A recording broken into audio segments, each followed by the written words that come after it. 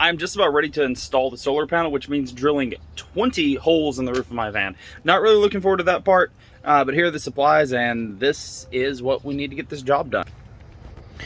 We have our 10 brackets with 2 rib nuts each.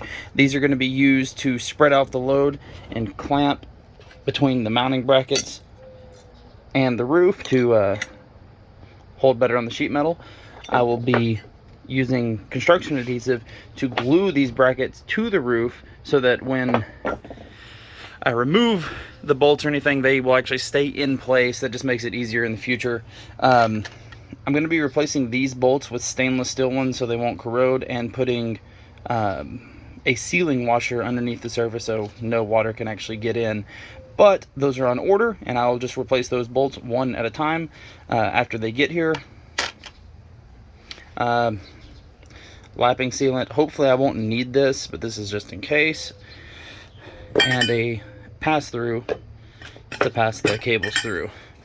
Solar panel is already sitting up here and marked where it needs to be. So, all right, let's drill some holes.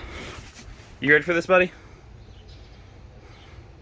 I've now put 2 in on each side to keep the thing in place, and I'm about to drill all of the holes.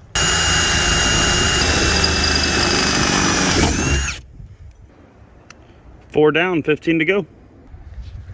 All the holes are drilled. Let's pull the panel off and put some rust prevention on this and seal them. Then we're gonna go through and clean all of these holes. I'm using paint thinner. Acetone will work, window cleaner, just something to clean it. The next step, some people will think is critical, some people won't. I personally believe it is. Self-etching primer contains an acid that actually etches into the metal and creates a chemical bond.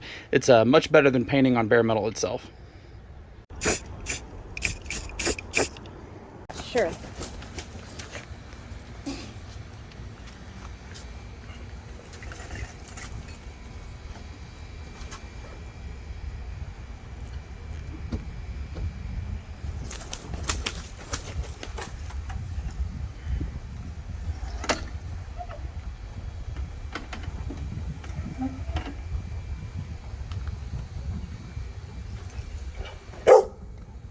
Oh, buddy. We'll be okay. Be great if my dog could help with this.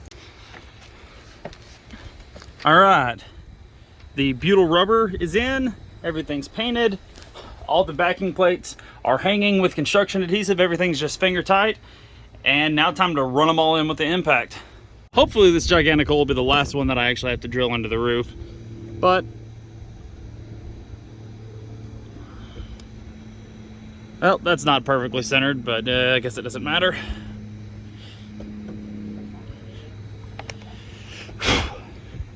This will be what I use as a pass-through for my solar power wires.